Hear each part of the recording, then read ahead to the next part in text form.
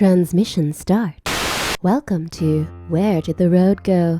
Join us as we wander off the path and explore lost history, consciousness, the paranormal, unexplained mysteries, alternative thought, and much more. We are present on the web at wheredidtheroadgo.com. Now here is your host, Soraya. So this is our first Where Did the Road Go movie podcast. And for this first one, I'm joined by Joshua Cutchin. Hello, everyone. And the first movie we're going to deal with is a movie called The Hallow, because we've both seen it, and we had talked about seeing it before, so it seemed like a good place to start. And the basic idea here, well, I'll read you the synopsis off of IMDb. A family who moved into a remote mill house in Ireland finds himself in a fight for survival with demonic creatures living in the woods. Came out in 2015. And what did you think, Josh? I was very excited about this from the moment that I saw it being announced, because I was like, yes, it's going to be a dark, intense, nasty fairy movie. And I had a chance to catch it probably about 3 or 4 months ago now. And I enjoyed a lot of it. I did. I enjoyed a lot of it. I felt like it's sort of made a quick detour into typical monster movie territory, which is fine. Like I've gone on record like thousands of times saying that I'm a monster movie kid. But I was sort of maybe hoping for something a little bit more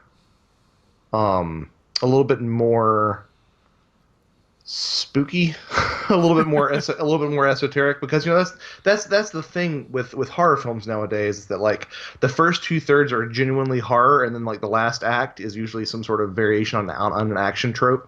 But I thought some of the ideas and some of the representations of Fey lore were actually really inventive, and I've got to give them kudos for that. And some of the moments in the very beginning were very, very chilling. Yeah, and I kind of felt the same way. I did enjoy it. It's not. Are we spoiling or not? Let's try not to, for people who haven't seen it, because I don't think this is a really big movie. Okay. It is on Netflix now, though. I can say that. Yes, that's where I got it from. I got it from Netflix, and it was different. It wasn't like every other movie out there. And yeah, I mean they had. I mean, we could talk about a few of the things that they had that were accurate to fairy lore. They had the guy getting poked through the eye hole, the keyhole of the door. Right. They had that. They had a changeling in it. Yeah, and there's also this idea that you can be taken by the fairies. Right. That's sort of an idea that sort of circles around towards the end. The changeling idea as well. Yeah. And they put in sort of a pseudo-scientific possibility to explain it. Yeah, which is where it sort of lost me a little bit, because I mean there are very few media. I think we're going to talk about another one that actually does a pretty good job of this, but there are very few media that actually engage with Fey lore on its own terms without trying to shove it into some sort of like, maybe it was misidentified this or that, or maybe it was like actually a race of people. There are very few that tend to like go full in on the like fairies are weird sort of thing, and this one pulls its punch, I felt like, a little bit at the end. It's like, well, maybe it's just, some sort of race of creatures or something, which is something that I didn't appreciate as much. But it was still an interesting take. It was definitely an interesting take, and it exceeded my expectations of it. I'll say that. Yeah, and there's some, thematically, I'm trying to think of a good way to put this, but thematically, there are some other things that I really enjoyed, like the emphasis on nature. Mm-hmm. There's some real themes about almost conservationist sort of themes that you find, and I think there's some interesting things that sort of cross over with some of the things that we talk about on a regular basis, like the car trouble issue. Right. And there is a fairy goo. There's a fairy ointment that's involved, if I recall correctly.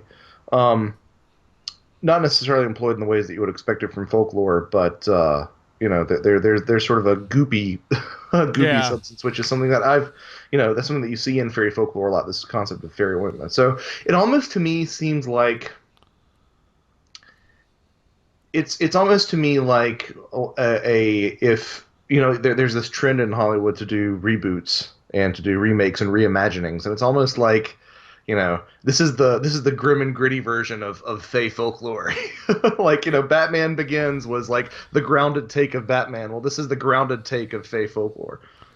Fair enough. Yeah, yeah. And it wasn't a reboot. Yeah, exactly. No, and it was, at the end of the day, I have to applaud the filmmakers for actually like trying to tell an original story. Hmm. That's something really special. Yeah. So I definitely think it's worth watching. I would definitely agree. And it's got who's the one? There's a character actor in there who plays Bolton, Lord Bolton on Game of Thrones. I don't know if you're a Game of Thrones guy or not, I but am. I am not. yeah. Oh, and you know what else I've got to say that I love about this show is that it is practical effects all the way. Was it? There was no. Yeah, That wasn't CGI. well, I mean, there's some CGI, which is sort of like a thing that's going to happen, just to sort of cover up the seams, which is what it should be used for. But a lot of it was practical. I'm just reading this right here. Practical effects, and yeah, it's exciting to see that because for example, in this interview that I read about it, they said that they actually took advantage of modern technology to to sort of augment the look of the creatures. So in other words, it's almost like so often nowadays you see CGI monsters and they bounce around the screen, and when they're bouncing around the screen, they don't feel like they have any weight to them. They don't feel like they Yeah. have any substance to them. And I don't know, but like very rarely are there things that are done where I still can't pick it out. Like, the things that have seemed the best to me are the mundane things that you don't know. It's just come out recently that in the latest Marvel film, Captain America: Civil War, they actually painted over the entirety of Black Panther's costumes, which I'll be damned. You look at most of that and it looks like a real physical suit. Hmm. So like to me, that CGI should never be noticed. And if you can find a way to ground monsters as opposed to having them bounce around the screen like a video game character, I think Yeah. that's really important. I think back, I still consider the gold standard of digital effects nowadays to be Jurassic Park. And if you look at some of the stuff that comes out every summer and how weightless it looks, and you look back at Jurassic Park, you say, how is this movie this old as it is? Yeah. Yeah. Yeah. Um, But there are people in suits in this, does my heart good whenever I see that. yeah. It says the practical special effects were influenced by Alien with the use of lighting and Planet of the Apes 2001 with just augmentation with CGI. Yeah. Yeah, and that's again, I think that's the way to go. And it was It's shot on location in Ireland as well. Yeah, yeah, and it's a very well shot film in terms of cinematography. It doesn't really look cheap or anything. I thought the acting was fine as well. Yes. Yes. It was also originally titled The Woods. Yeah, and it's interesting. I noticed on Netflix there is another film right now out in the horror section called The Hollow, not the Hallow, Oh. but The Hollow. Yeah. So I'm sure that there's some confusion there. Yeah, we should make sure that's clear. It's Hallow is what the movie we're talking about. As in Twen- hallowed 2015. ground or something, yeah. Or as Yeah. in, yeah. So now you mentioned you saw another one that had Fey side of feeling to it. Yeah, my wife and I just finished Jonathan Norrell and Mr. Strange. Or Miss no. Mr. Strange and Jonathan Strange and Mr. Norrell. Yes. Norrell. And it is shot through with fairy folklore, and it's interesting. I don't feel like any film has really done a great job of it, of depicting fairies, but I have to applaud this show for doubling down on some of the stuff that you don't normally see in depictions of fairies. There's nothing, there's nothing elfin about the way that they depict fairy folk. Um, it's fascinating to me the way that they were actually able to weave in something that you find with fairy folklore, where the dead are with the fairies but not fairies, and that's sort of a thing that Hmm. comes up as well, which you never ever ever see. Is this, there's a real strong conflation between the Fey folk and the dead in Right. folklore. You never see that really represented in media, so they did a great job with that. So this Um, is actually a TV show, not a movie. yeah, yeah. Sorry, it's a TV show. I believe it was originally an Amazon uh, mini short run TV show, and now it's on Netflix as well. Based off of a book by the same name, and I was actually turned on to it by Zach, one of the gentlemen down at Paramania. He said, "What do you think of the depiction of Fey folk in that show?" And I'm like, "Well, I had no idea that there were Fey folk in that show, but no, it's very very strong." And you can tell it's not. So I feel like the author, it's a female author who wrote the book that this was based on. I feel like if the book is akin to what the series is, she did what every good author should do and didn't. She took the parts of the mythology that worked and sort of adapted them. Another thing that happens that you never see is it was common in Fey folklore for changelings to be like a wooden log, like a piece of wood that has glamour on it to make it look like a baby. Right. If it wasn't a sickly Fey baby, it was a glamored some sort of glamored object, often like a hunk of wood. And believe it or not, there's actually a changeling that comes from a log in this particular series, which is Hmm. something that you just wouldn't see. And to be able to pull that off in a non goofy way, like a way that doesn't make you laugh, I thought was a real feat. So yeah, I was actually really impressed. I don't feel like, I mean, obviously, I think they're planning extra seasons.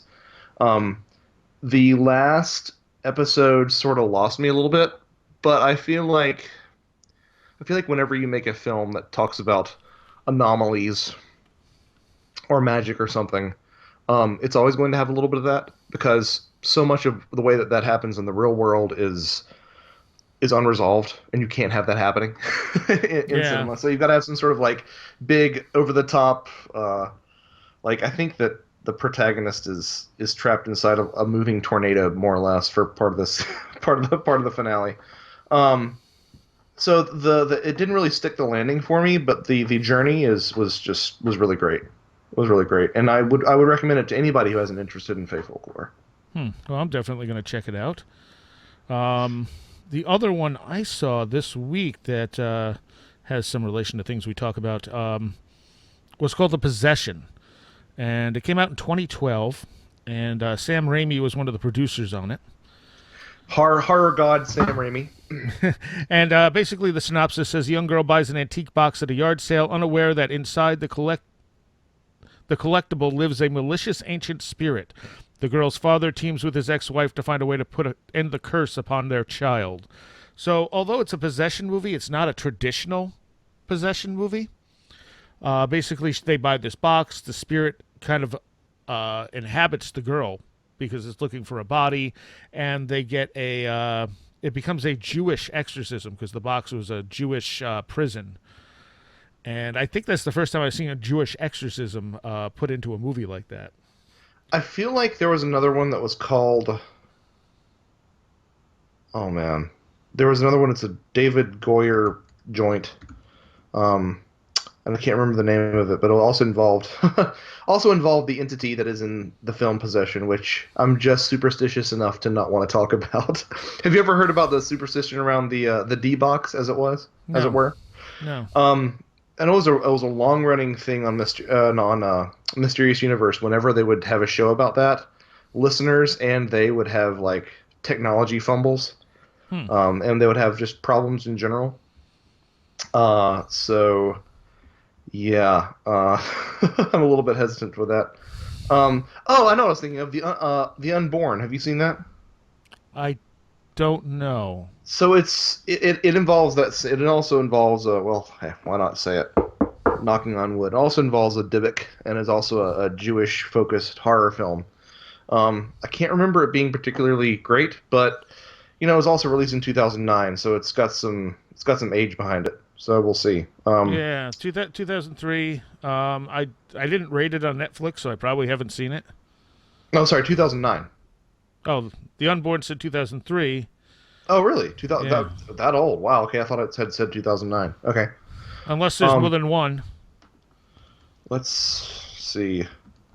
You're hearing internet research on the fly, folks. There was a 1991 one, a 2003 one, and this one's the one from 2009. Yeah, Oh, okay. All right. David Goyer. Like I said, I can't really remember. It was a platinum Dunes release, which if you're a cinephile, that carries its own baggage with it. It's Michael Bay's production company, so it sort of has like sort of has over the top goofy stuff. It's like almost like a well funded Asylum Pictures almost. But no, I think it's worth seeing. So sorry, I didn't mean to completely unrail That's fine. derail what you were talking about, but yeah, I feel like that whole Jewish horror thing is compelling, and I feel like it's underexplored, and I feel like it's very effective because there is this there is the ancient sense that you get from Jewish horror and Jewish entities sort of carries a little bit more weight than a lot of shows where like it's a Christian perspective of demonology in parts. It's a little bit has a little bit more weight, has a little bit more a little bit more arcane aspect to it. Now, the thing that always bugs me about these movies is, of course, it starts with based on real events. Yeah, exactly. And I can't even find what this is based on. Like I've looked, I haven't been able to find off the top. I've only looked quickly, but I haven't been able to find what event it's actually supposed to be based on. Well, and everyone assumes that there's some sort of like league of watchdogs making sure that people don't put incorrect claims like that at the front of movies. But no, I mean, like, the Coen brothers deliberately said that Fargo was based on real events. Yep. Just to get the audience to sort of let their guard down, but it wasn't at all. Like, not even in the slightest. Well, that's how that woman in Japan there came to the U.S. thinking she knew where the suitcase was. Did you hear that whole story? Yeah, I think they made a film on that too, called Kiko's Gold. I think. Yeah, I have not seen it, but I've heard about it. I think it's Kimiko the Treasure Hunter. Kimiko, okay, that's it. Yeah. It's a very good film too. I was close. It reminds me of my wife has this thing where she, like, if she can't remember something, she swaps out the title for synonyms. So at one point she was like, I want to watch some more episodes of Plank Dynasty. And I'm like, I go back and forth with her for about 5 minutes. I'm like, what the hell is Plank Dynasty? I finally figure out that she means Boardwalk Empire. But she switched out Boardwalk so not Duck Empire Dynasty. for Plank Dynasty. Not Duck Dynasty, no. So yeah, I guess that's what I was doing with Kiko's Gold. Kimiko the Treasure Hunter, not Kiko's Gold. And the ironic, the ironic thing about Kimiko the Treasure Hunter is it is a true story based on someone who thought something else was a true story because it said it was, but it wasn't. Yeah, it's almost like when they made the new version of The Producers. It was a film based on a musical about. It was a film based on a musical based on a film about people making a musical. Right. layers of I guess it's a film inception. But back to the idea of this in regards to horror films, like, it doesn't take much. I mean, the things that happen in real life in regards to Fortiana are usually so subtle and so nonsensical and nonlinear and narratively unfriendly that whenever you see something based on a true story that involves something anomalous, you can pretty much guarantee that, like, at least half of it has been fabricated whole cloth, Well, the woman who was one of the people who experienced the whole events in The Conjuring said basically, although the movie captured some of the feel of what happened, nothing in that movie actually happened for real.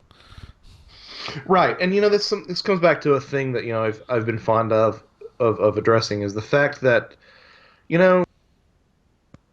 movies are a unique thing in and of themselves, and they have to be told in a certain way. So sometimes if a film bends the truth or compresses events or something to get to the feel of it, that's to fine. the feel of it, that's fine. Like, for example, the Mothman Prophecies isn't that great of an adaptation of the Mothman Prophecies, but it got the feel down. Yeah, the general weirdness that's there, that's in that film, is very evocative of the sort of vibe that you get from real Fortiana. So I don't have a problem with that. yeah, the problem comes in with like when you've got some of the more recent stuff, like you mentioned, the possession, or even I'm not really even sure how closely the Conjuring films follow the experiences of the Warrens, which are problematic in their own right. Right.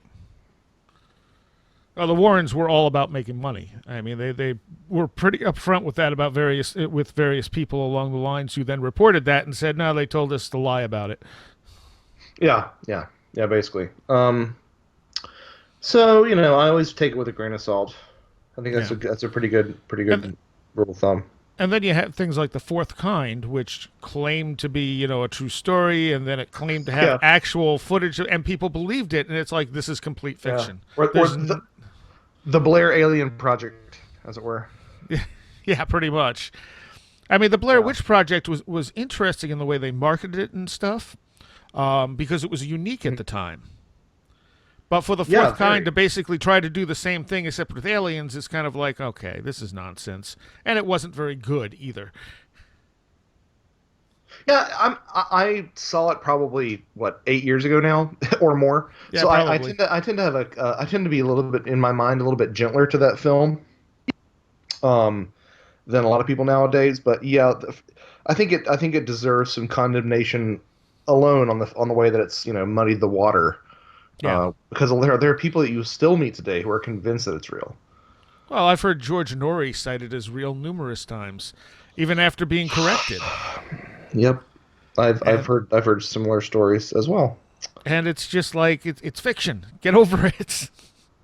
Yeah. I mean, if if okay, you know what the best thing out there right now in terms of you want to see something that's real, that's available online that you can watch. It used to be on Netflix, but it's not anymore. But to me, like I rewatched it again. I made my parents watch it. They were down here to help me with the move in. It's a documentary and it's fantastic. It's the best UFO documentary out there. Is Mirage Men. I have it, and I haven't watched it yet. You have got to see it. Hmm. It's for me. It's climbing up there with the Fairy Faith in one of those things that I just want to watch annually. Um, because it does such a good job of like it does such a good job of exposing what I perceive, or I believe to be the 80% problem with ufology, like the 80% uh, disinformation which is out there, Mm-hmm. while still maintaining this very earnest uh 20% sense of wonder and sense that there's actually something legitimate going on in terms of the UFO phenomena. It's yeah, it's great. Um. It's available on Amazon Prime right now, I think. Oh, okay. Let's see. Let me see if I can pull up one or two here that I've also seen recently that were pretty decent. I don't want to burn through all the movies for your movie podcast ideas in one night, sir. Oh, I have lots. I have lots. I generally watch at least one or two movies a week on average, depending on if I get through them or not. But in connection with The Conjuring, I had watched Annabelle a while ago, which was again based on the Warrens and the The doll. doll and Yeah, stuff. yeah, yeah, yeah. I hated it. I really hated it. I didn't mind The Conjuring. I know a lot of people loved The Conjuring and thought it was creepy. I thought it was okay, but Annabelle I thought was just awful. The general impression I got, first of all, I'm sure none of it was true. And I think I looked it up and was able to find out that pretty much nothing in that story was true. They just made it up as a preamble to The Conjuring. And like it almost seemed like it was part one of a two-part movie. And I know there's an Annabelle 2 coming out, but I'm not sure that's actually how they meant it to feel. Like the movie ended and I went, oh, that was it? Okay. Right. Have you seen it? Annabelle or the Conjuring Annabelle. 2? No, I have not at all. And I I know mean, the yeah. Conjuring 2 is based on the Enfield hauntings. Right. Right. And from what I've heard, it's better than the first one. Um, Really? Okay. yeah, I've heard a lot of good stuff about it. I've also heard these goofy. I've also heard these goofy stories that um, people have been experiencing psi phenomena in their home after seeing The Conjuring 2. Have you heard about this? No. Yeah, there are a bunch of stories about people who watched the Conjuring 2 and claim that their house is now haunted, which to me is is indicative that probably your house isn't haunted. It's probably indicative that like there's a lot more going under the surface of your consciousness than you realize. Yeah, yeah, exactly. um, but yeah, I thought that I think that's there are a couple of articles online about people who claim that that's happened to them since the film has come out on home video. Hmm. Home Interesting. video VHS tape, folks. You heard it here. I did thoroughly enjoy the Enfield Haunting that came out on the BBC. I believe it was a 3-part series, and See, from I what I heard could, about that and I never saw it. I heard about that and I got really excited about it, but I never saw it. from Is it? what Do I you know? can tell, Mhm. it's actually fairly accurate in the way things played out. Do you know how it's available or? Not off the top of my head. Okay. I'm sure you could look it up on the what's it called, the interweb, The interwebs, interwebs. the Google machine, yeah, Yes, the Googlies. the goggle. Another one I want to throw out actually that was excellent is called Banshee Chapter. Banshee chapter. Th- this Man, Sarai, you're schooling me.